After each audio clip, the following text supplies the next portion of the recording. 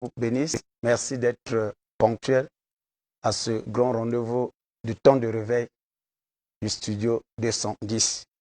Que la grâce d'Emmanuel vous accompagne, que Adonai soit avec nous tous et que le Saint-Esprit puisse nous conduire dans ce voyage qui est un voyage spirituel, bien sûr.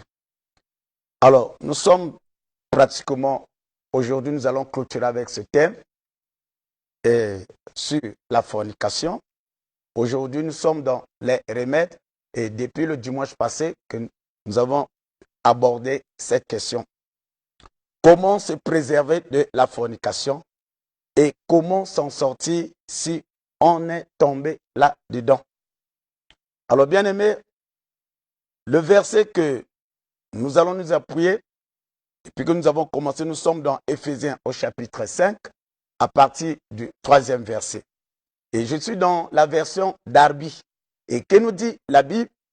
La Bible dit que, mais que ni la fornication, ni aucune impureté ou cupidité ne soit même nommée parmi vous. Même nommée parmi vous, comme il convient à des saints. Alors, vous comprenez à la lumière? Ce verset nous dit qu'aucun chrétien ne doit pratiquer la fornication, selon ce verset, pas même une seule fois. Et, bien aimé, nous avons développé cela et on a abordé cette question en long et en large. Nous avons compris pourquoi Jésus a pleuré pour la 3e fois. Il a pleuré 2 fois. Mais aujourd'hui, Jésus est en train de pleurer pour les forniqueurs. Parce que la fornication a causé beaucoup de dégâts et cause beaucoup de dégâts. Nous en avons démontré. Alors, nous n'allons plus revenir. Si vous voulez nous suivre, et vous n'allez qu'à connecter à nous, et vous tapez Église la vie en Jésus-Christ sur YouTube ou bien sur Facebook, et vous allez avoir tout cet enseignement au bien-aimé. Alors, lorsqu'on parle de la fornication, en grec, mot grec qui dit pornéa, ce qui signifie relation sexuelle illicite. Et quelque chose qui est illicite, c'est quelque chose qui est défendu par la morale ou par la loi. Et nous comprenons, lorsqu'on parle de la fornication, c'est vraiment une lignée de péché. Tout ce qui est lié au sexe, de près ou de loin. Alors, nous avons commencé à répondre à cette comment s'en sortir. Et depuis le dimanche passé, nous avons dit ceci. Pour s'en sortir, toi qui es tombé là-dedans, que faut-il faire? Alors, nous avons parlé que tu dois demander pardon à Dieu. Selon 1 Jean chapitre 1, le 9e verset.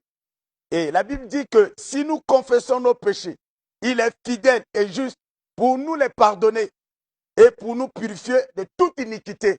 Si nous confessons nos péchés, si nous venons à Dieu, nous confessons nos péchés à Dieu. Et le ciel est sur la terre, tout pouvoir, le pouvoir de pardonner les péchés, le pouvoir de guérir, le pouvoir de délivrer, le pouvoir, tout pouvoir lui a été accordé.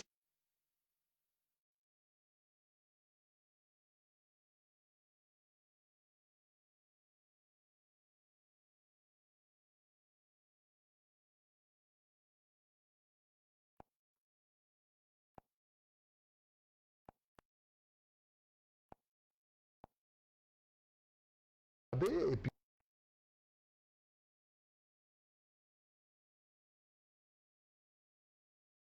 passait que quand on parle du pardon de péché, le pardon de péché, nous avons 2 colonnes. Dieu pardonne à celui qui avoue et y renonce.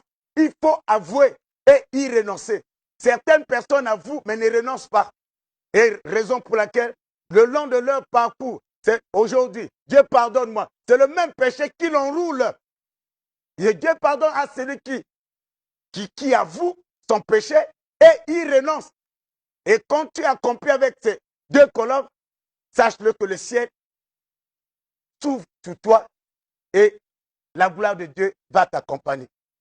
Alors, bien aimé, nous avons parlé sur la prière pour lutter, pour s'en sortir, résister devant la tentation. Il faut être un homme de prière, il faut prier afin de s'en sortir. Et nous avons parlé selon 1 Thessaloniciens 4, 5, Jacques chapitre 1, verset 14, que nous sommes appelés à vaincre la convoitise des yeux. Beaucoup sont esclaves de leurs yeux. Et les yeux sont là pour fixer. Et même accompagné avec son épouse, même accompagné avec son... Et on est là seulement à regarder comme nous sommes à la mode, avec les sexy, avec la mode d'aujourd'hui. C'est là où le diable, beaucoup tombent dans ce piège. La convoitise des yeux.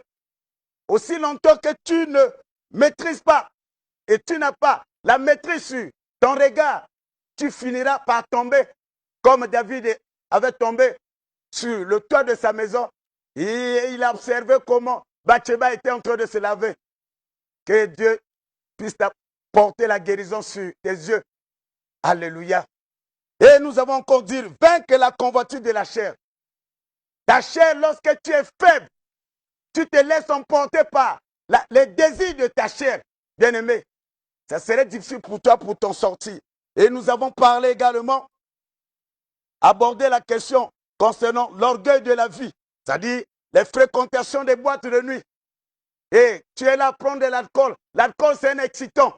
C'est difficile pour toi de s'en sortir dans ce péché. Et tu es dans les bars et des plaisirs. Et tu es accompagné de mauvais compagnons. Et avec les anciens copains et copines, c'est très difficile pour toi de t'en sortir. Alors aujourd'hui, nous abordons le quatrième élément. Bien-aimé, le quatrième élément. Ici, nous voulons parler de la maîtrise de soi. Et pour résister à ce fléau, alors, pour résister, ce que je viens de vous aborder, certaines de ces questions, alors, tu dois avoir la maîtrise de soi. Et quand on parle de la maîtrise de soi, ce n'est pas la maîtrise verbale. Ici, c'est le fruit que nous donne le Saint-Esprit. Le fruit que nous donne le Saint-Esprit. Galates chapitre 5, verset 22, nous aborde cette question. Et ici, la maîtrise, c'est le fruit que nous donne le Saint-Esprit. Le Saint-Esprit nous donne les dons. Nous en avons 9.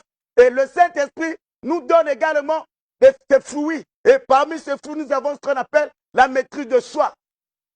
Et un don peut t'accompagner et un don peut te tuer lorsque tu n'as pas la maîtrise.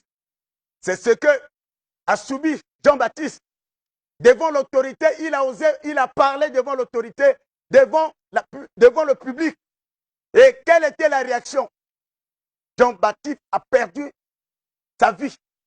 Et au-dedans, lorsqu'on a la maîtrise, on a la capacité de supporter, on a la capacité de savoir comment mettre, qu'est-ce qu'on peut parler, comment agir et comment ne pas agir. Et la maîtrise ici, c'est le fruit que donne le Saint-Esprit. Tu comprends que lorsque tu dis que tu attends plus beaucoup de décisions, mais tu n'arrives pas à t'en sortir parce qu'il te manque ce fruit appelé la maîtrise de soi. Et il y a également le deuxième fruit appelé la discipline. Bien aimé, beaucoup ne s'en sortent pas parce que leurs vies ne sont pas disciplinées. Comment s'en sortir de ce péché? Tu dois avoir la discipline en soi. Et ici, ce n'est pas les simples mots, bien-aimés. La discipline ici, c'est parmi le fruit de l'esprit. Et lorsque tu as ce fruit-là en toi, et ça va te donner la capacité de discipliner ta vie sexuelle. Beaucoup ont un mauvais appétit sexuel. C'est-à-dire qu'ils ne laissent pas passer quoi que ce soit. Et ce qui nous cause et nous emmène à l'inceste dans certaines de ces familles. Bien-aimés, j'ai la foi.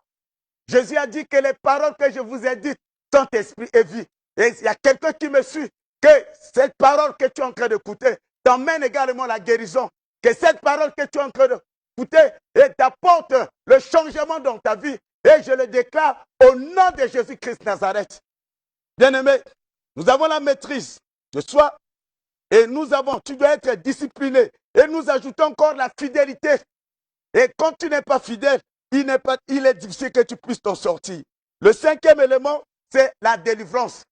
La délivrance, tu dois chercher la délivrance ou l'aide auprès d'un ministre de Dieu qui est loin dans ce domaine.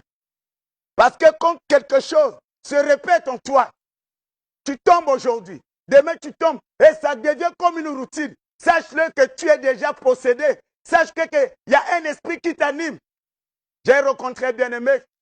Il travaillait dans un pays X, dans une mort. Et il faisait des rapports sexuels avec les morts. Mais après, c'était de l'hécatombe. Et il fallait qu'il y ait une délivrance pour que le bien-aimé puisse retrouver la paix. Il ne dormait plus bien parce qu'il était entraîné par des amis bien-aimés. Il se passe beaucoup de choses. Il y a certaines personnes qui sont mariées officiellement, mais il laisse sa femme sur le lit, mais il va dans la douche pour se masturber. Vous comprenez que c'est tout un esprit, bien-aimé. Lorsqu'on ne cherche pas la délivrance, sachez-le que il est difficile de s'en sortir devant ces esprits. Ces esprits sont classés parmi les esprits méchants. Ils sont tellement têtus, bien-aimés. Par ta force, tu ne pourras pas. Et quand tu es enveloppé, envoûté par ces esprits, et tu vivras une vie de divorce à tout moment. Il est difficile que tu puisses connaître la stabilité dans ton foyer, bien-aimé. Cette parole est venue pour toi. Cette parole est venue non pas pour te condamner, mais Jésus veut te libérer de cet esclavagisme. Bien-aimé, tu es à la merci de la reine des impudiques. Tu es à la merci de cet esprit qui est en train de diviser le foyer. Et beaucoup sont en train de mourir célibataires à cause de ces esprits. N'essayons pas avec la fornication. La fornication est en train de faire des ravages sur cette terre des humains bien-aimés. Alors, nous avons encore dit ceci, que à partir de la délivrance, aussi longtemps que tu ne cherches pas la délivrance, et tu ne mèneras pas une vie tranquille, et ta vie sera vraiment une vie des problèmes. Et pour terminer, tu dois éviter les relations amoureuses prématurées. Dieu, la Bible nous permet, les relations, quand on parle des relations amoureuses, ça doit terminer dans le mariage.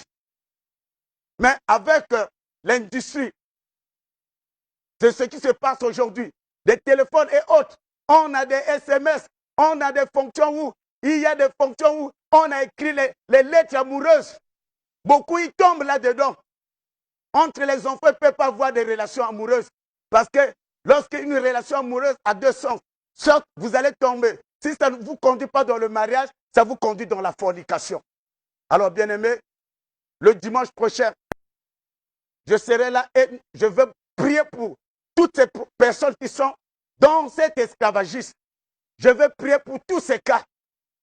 Et tous ceux qui se font condamner dans la bestialité, les rapports sexuels avec les animaux. Il se passe beaucoup de choses dans nos nations.